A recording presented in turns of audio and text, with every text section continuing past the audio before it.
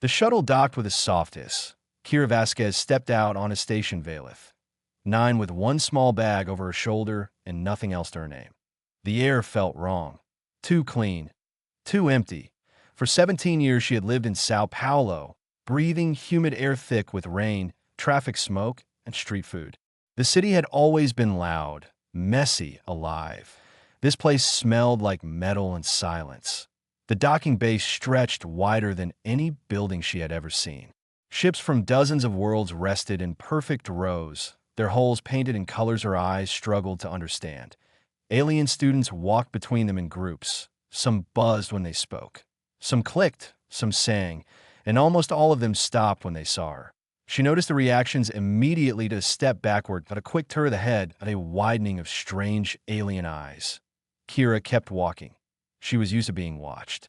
After all, she was the only human on the station, the first one the Galactic Concord Academy had ever allowed to enroll at Earth's great experiment. One girl sent across the stars to prove that humanity deserved a place among them.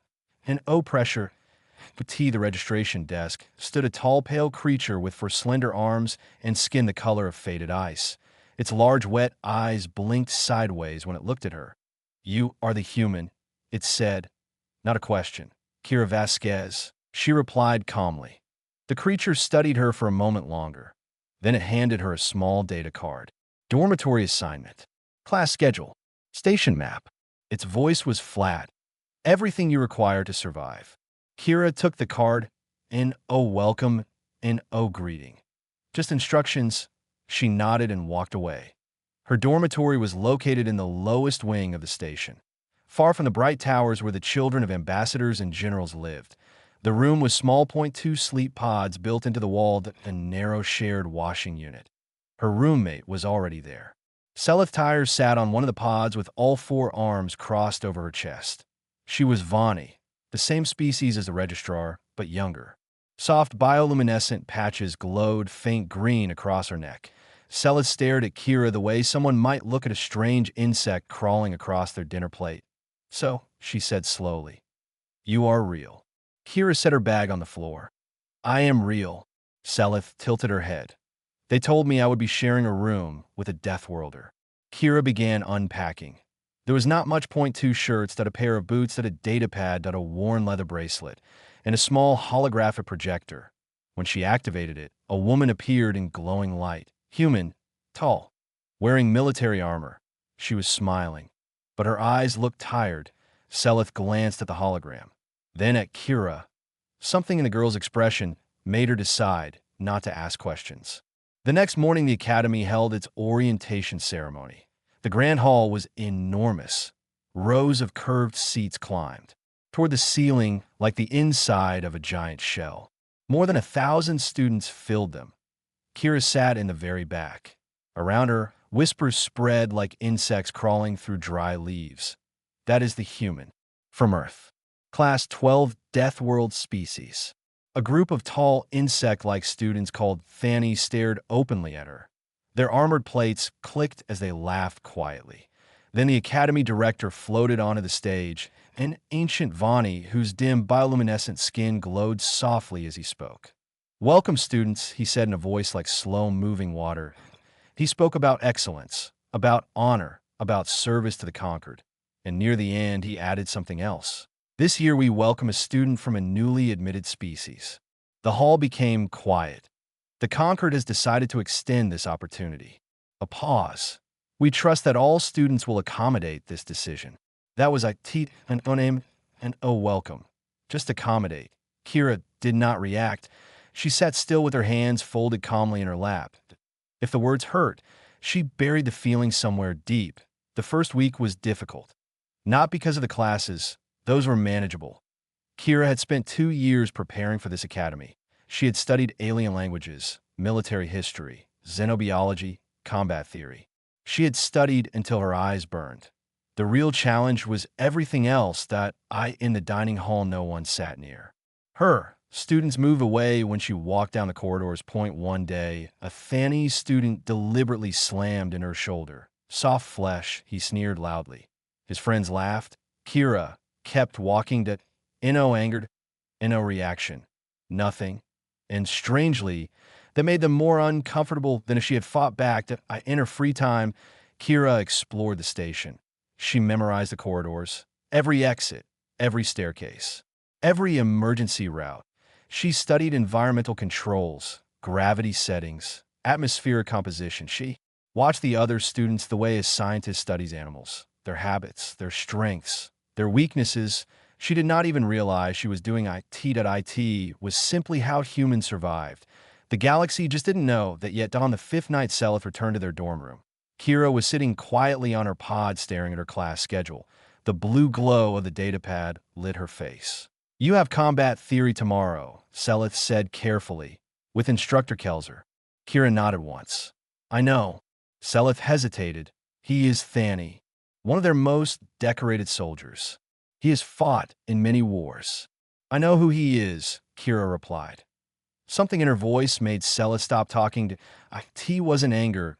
IT wasn't feared. IT was something colder. Older. Like a stone worn smooth by years of water. Kira turned off the datapad and lay back in her pod. Across the room, the holographic photo of the armored woman glowed softly. Her mother. Tomorrow, Kira would sit in a classroom and listen to a lecture about war. From the creature who had killed her, and she would say nothing, but she would remember everything. The next morning, the combat theory hall looked more like an arena than a classroom. 200 students filled the seats. A massive holographic battlefield floated above the central stage. Then the instructor walked in. Vreth Kelzer. He was enormous, more than 7 feet tall. His body covered in dark armored plates that clicked when he moved. His glowing throat markings pulsed with confident golden light. "Welcome," he said loudly, "to the only class that truly matters." Students laughed. Kelzer began explaining what he called the species hierarchy of combat. He ranked species by their military strength. The Thani, of course, were at the top. "My people were born for war," he said proudly. He mocked other species casually. Some students shifted uncomfortably, but no one challenged him. Then the hologram above the stage changed and a small blue planet appeared. Clouds swirling around bright oceans. Earth. Kelzer looked at it with open contempt. "Humans," he said slowly. "Galaxy's newest curiosity. A Class 12 Death World species. Impressive in the way that a disease is impressive." Scattered laughter echoed through the hall. Kira did not move. Then the hologram changed again. Now it showed a battlefield, a human colony burning under alien attack. Kelzer smiled. 12 years ago," he said casually, "my fleet conducted operations along the human frontier. I was there." The hologram zoomed closer. Kira recognized the layout instantly. Prefabricated buildings at a communications tower, a shattered eastern wall. Her stomach tightened. "Outpost Meridian 7." Kelzer continued, speaking proudly. "The humans fought," he admitted. "They screamed. They bled. They fired their primitive weapons until the barrels melted." He paused, but eventually they broke. Kira's hands rested calmly on the desk, but her knuckles slowly turned white. Then Kelzer pointed directly at her. "Stand up, human." The entire class turned to stare. Kira stood, slowly. "Tell me," Kelzer said with amusement, "does your species even teach combat? Or do you simply die in creative ways and call it strategy?" The room exploded with laughter.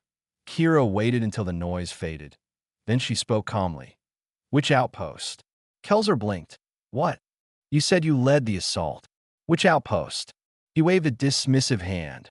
"Meridian 7. A forgettable place." Kira nodded slightly. "And the commanding officer?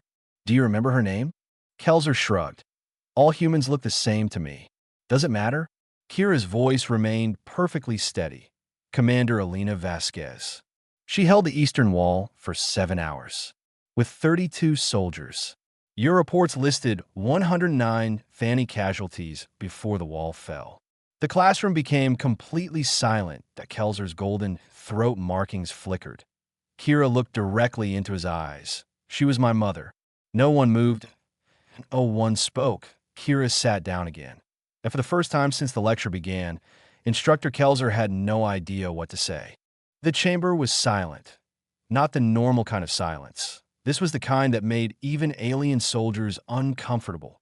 Every species in the room knew what had just happened. Point 5 trained galactic guards had tried to control one human, and they had failed. Commander Threx's mandibles twitched slowly as he studied the woman standing in the center of the room. She wasn't attacking. She wasn't threatening anyone. She was just standing there, calm. Waiting, that made it worse, because in most species, violence came with anger. But humans could be perfectly calm while doing something terrifying. The medical officer finally broke the silence. "This is impossible," the small gray alien whispered, its 4 eyes blinking rapidly. "No known species should be capable of that level of muscle response." Another guard slowly helped the unconscious soldier to the side. "He barely touched her," the guard said, and she threw him like he weighed nothing. Across the chamber, the human woman flexed her fingers slowly. She wasn't smiling, but there was a strange confidence in her posture, like she already knew exactly how this situation would end. Commander Threx stepped forward. "You attack galactic personnel." The woman tilted her head slightly. "They attacked me first." Her voice was calm, almost bored. Threx narrowed his eyes. "You were ordered to remain still." The woman shrugged. "And they were ordered to grab me." For a moment, neither of them spoke. Then the human added something that made several aliens shift uncomfortably. "I don't like being grabbed." The words were simple, but the way she said them carried a warning. Behind Threx, the tactical officer whispered urgently, "Commander, we should escalate containment protocols." Threx nodded slightly. He was thinking the same thing. Humans were classified as death worlders for a reason. But this one seemed different, even for a human. Threx activated the room's control panel that a low hum filled the chamber. From the ceiling, heavy containment drones slowly descended. 8 of them, each one armed with paralysis emitters. The human woman looked up at them. Then she sighed. "Really?" One of the guards raised his weapon. "Remain still." The drones locked their targeting beams on her body. A glowing grid of red dots covered her from head to toe. Any sudden movement would trigger a full paralysis strike. The tactical officer spoke quietly. "Commander, should we sedate her immediately?" Threx watched the human carefully. He wanted to see what she would do. "No," he said. "Let us observe." For a moment, nothing happened. The woman simply stood there. Then she slowly looked around the room. The guards, the drones, the commander. And finally, she laughed. Wasn't loud, but it was enough to send a ripple of unease through the chamber. "You guys really don't understand humans," she said. One of the drones beeped as its sensors detected a sudden increase in her muscle tension. "Warning," the drone announced. "Subject preparing movement." The guards raised their weapons instantly. "Do not move." The woman rolled her shoulders slightly. "Relax," she said. "I'm not going anywhere." But then she said something that made the entire room freeze. "I'm just curious." Commander Threx leaned forward. "Curious about what?" The human smiled for the first time. "How long it will take your people to realize," she paused, and looked directly at the observation window above the chamber, "that you already made a very big mistake." The tactical officer frowned. "Mistake?" The human nodded toward the door. "You shouldn't have brought me here." Silence again. Then suddenly, the station alarms began to scream. Red lights flooded the chamber. A robotic voice echoed through the station. "Alert! Alert! Unknown vessel approaching." The tactical officer spun toward the control console. "Commander, multiple ships just exited warp." Threx's eyes widened. "How many?" The officer looked at the display, and his voice dropped to a whisper. 20. Every alien in the room slowly turned back toward the human woman. She was still smiling. "Yeah," she said softly. "That would be my people." Commander Threx felt something cold crawl down his spine. "Your people?" The human leaned casually against the containment barrier. "You grabbed the wrong human." Then she added quietly, and now her eyes gleamed. "The rest of Earth just showed up." Outside the station, 20 massive human warships drifted into formation. Weapons charging, engines glowing, and every one of them was pointing directly at the station. The alarm sirens screamed through the station. Red emergency lights flashed across every wall. Crew members across multiple decks froze as the message repeated again and again. Unknown fleet detected. Unknown fleet detected. Inside the containment chamber, no one moved. All eyes were locked on the human. Commander Threx slowly turned back toward the tactical display. Show me the external feed. The screen above the chamber flickered to life. Space appeared. Dark, silent, and then shapes. Massive shapes. 1.5.10.20 human warships floated just outside the station's defensive perimeter. They weren't small vessels. Each one was enormous. Long, armored hulls covered in weapon systems. Engine arrays glowing with blue plasma. And every single ship had the same symbol painted across the hull, a blue planet. Earth. The tactical officers swallowed nervously. They formed a full combat. Formation. Threx stared at the screen. They came out of warp directly around us? Yes, Commander. That means the officer hesitated. They already knew exactly where we were. The room grew colder, because that meant something terrifying. The humans hadn't arrived by accident. They came straight here. Inside the chamber, the human woman watched their reaction calmly. Told you, she said quietly. You shouldn't have grabbed me. One of the guards stepped forward nervously. How did they find us? The woman shrugged. You really want the answer? No one spoke. She pointed to the small metallic band around her wrist. This. The medical officer leaned closer to the scanner. That's a tracker? Among other things, the human replied. Commander Threx's voice hardened. You expected them to come. She nodded. Of course. But not this fast. The tactical officer suddenly gasped. Commander, we are receiving a transmission. Everyone looked up at the display. The signal was powerful, direct, and already forcing its way into the station's communication network. Patch it through, Threx ordered. The screen changed. Out a human face appeared, an older man. Gray hair, sharp eyes. Behind him stood rows of officers and glowing tactical displays. The bridge of a warship, but he spoke calmly. But there was steel in his voice. This is Admiral Hayes of the Earth Defense Fleet. The station went completely silent. The Admiral continued. We are aware that one of our citizens has been detained on your station. Commander Threx stepped forward. She assaulted 5 Galactic guards. The Admiral didn't even blink. Then they probably deserved it. Several aliens in the chamber looked shocked. Threx's mandibles twitched in irritation. You are threatening a galactic authority station. Admiral Hayes leaned slightly closer to the screen. No, we are correcting a mistake. Behind him, more human ships appeared on the tactical display. Weapons powering up, the tactical officer's voice trembled. Commander, their weapon signatures are increasing. Hayes continued speaking. You have 1 human civilian in custody. Release her immediately. The Admiral paused, then added something that made every alien in the room uneasy. Or we will retrieve her ourselves. Inside the chamber, the human woman folded her arms. She looked almost amused. One of the guards whispered nervously. They wouldn't actually attack a station, but the tactical officer interrupted him. They absolutely would. Everyone slowly turned back toward the screen, because the display had just updated again. Another signal appeared. More ships. 5 more human warships exiting warp behind the first fleet. Commander Threx felt a strange realization forming in his mind. This is not a rescue mission. The tactical officer nodded slowly. No, Commander. This is a warning. In the chamber, the human woman smiled again. You see, she said calmly. Humans don't like it when someone hurts their people. She tapped lightly on the containment barrier. And you grabbed the wrong one. Outside the station, 25 human warships now surrounded the structure, weapons fully charged, engines humming with restrained power. Waiting, Commander Threx looked back at the human woman. For the first time since the situation began, he wasn't sure who actually had control anymore. And then the station sensors detected something even worse. The tactical officer's voice shook. Commander, Threx turned. What now? The officer stared at the display in disbelief. There's another signal. Another fleet? The officer slowly shook his head. No, his voice dropped to a whisper. It's just 1 ship. Threx frowned. 1 ship. The officer zoomed in on the display. The vessel appeared on screen, and the moment the human woman saw it, her smile widened.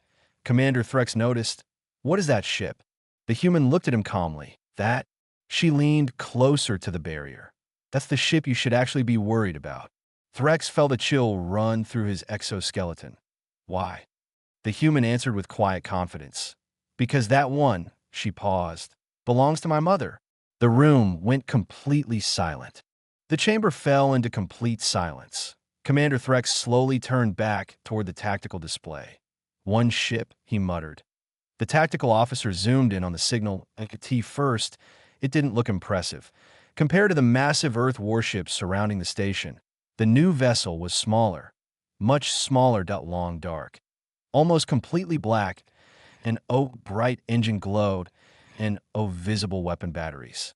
Just a silent shape drifting slowly out of warp point. One of the guards let out a nervous laugh. That's the ship we should be afraid of. But the human woman didn't laugh. She just watched the screen quietly, and that made the room uneasy again. Commander Threx studied the vessel. Run a scan. The tactical officer activated the sensors. A moment later, the screen filled with warnings. The officer blinked. That's strange. What is it? Threx asked. We can't read it. Explain. The officer tapped the console again. Our sensors can't identify the hull material. Energy signature.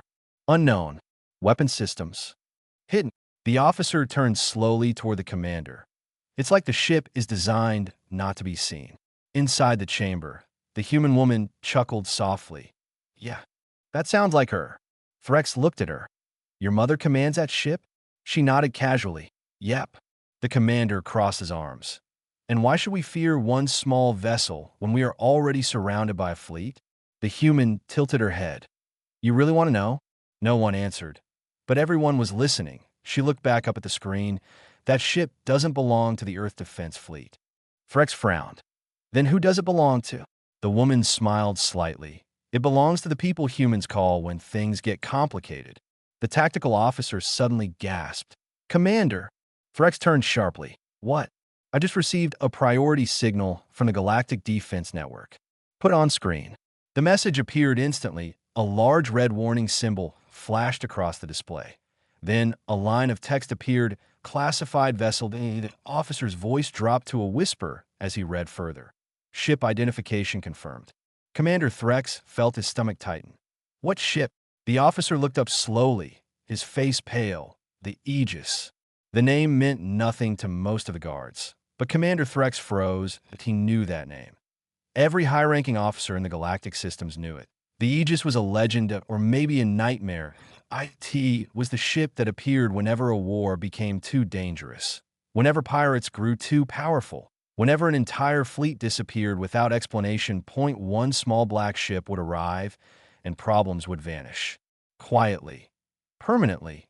Threx slowly turned toward the human woman again. You said that ship belongs to your mother. She nodded. Captain Elena Carter.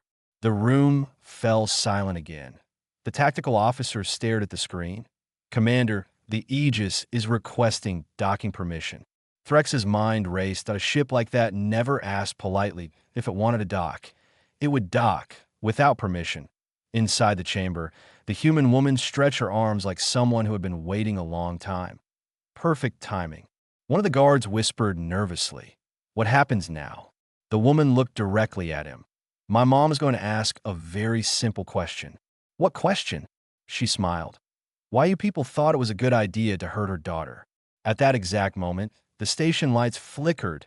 The entire structure vibrated slightly. The tactical officer checked the sensors again. Commander, the Aegis just bypassed our docking control systems. Threx sighed. I expected that. Docking port 7 just opened by itself. On the screen, the black ship slowly moved toward the station.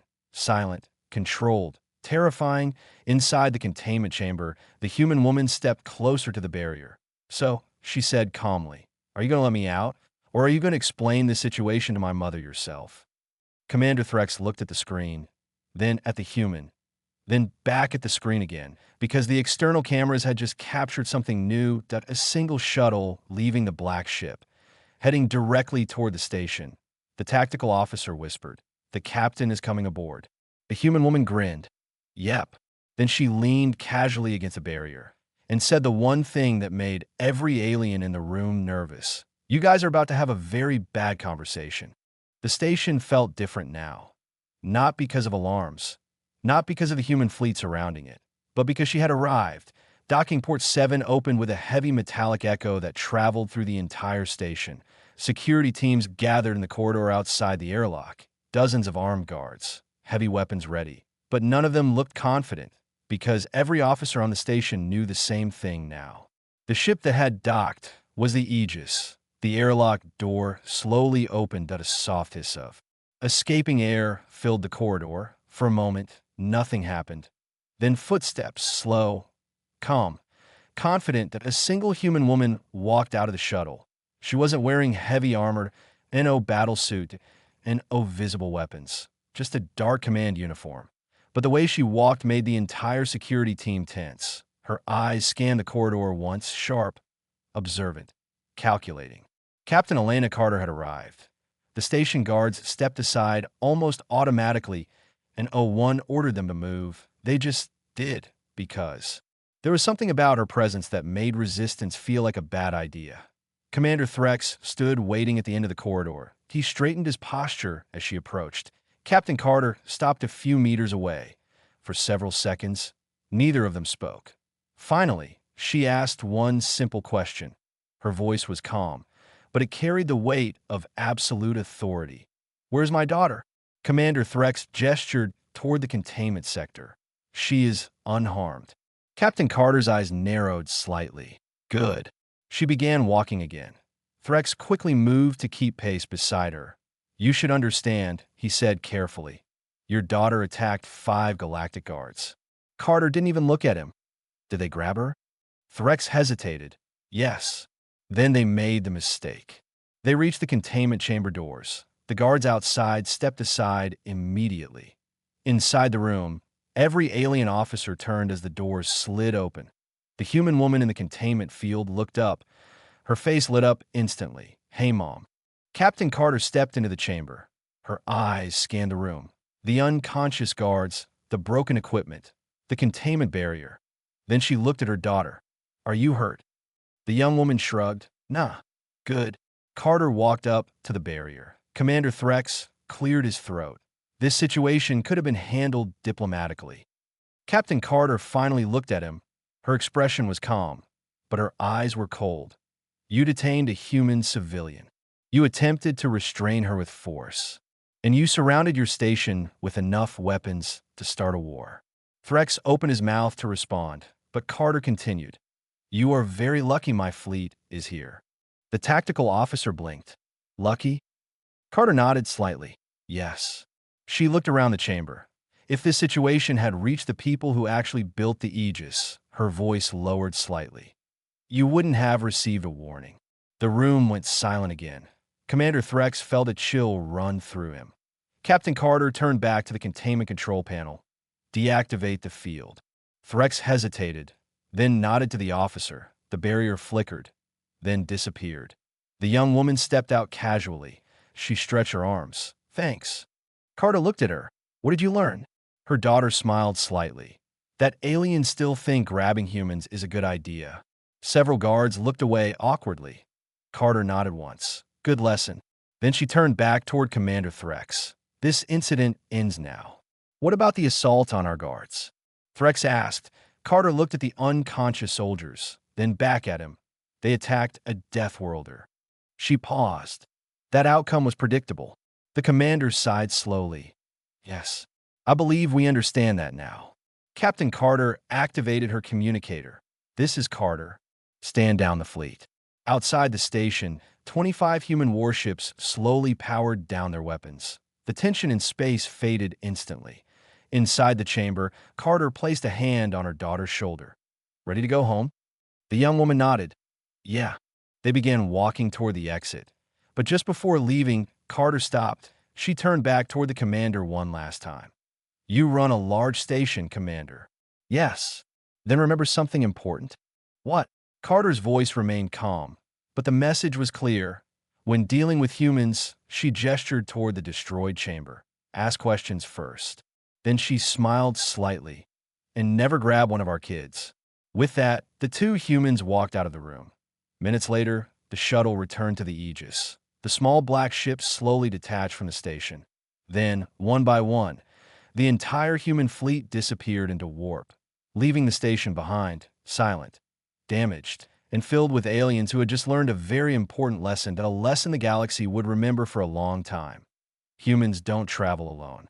And if you hurt one of them, the rest of Earth will come knocking.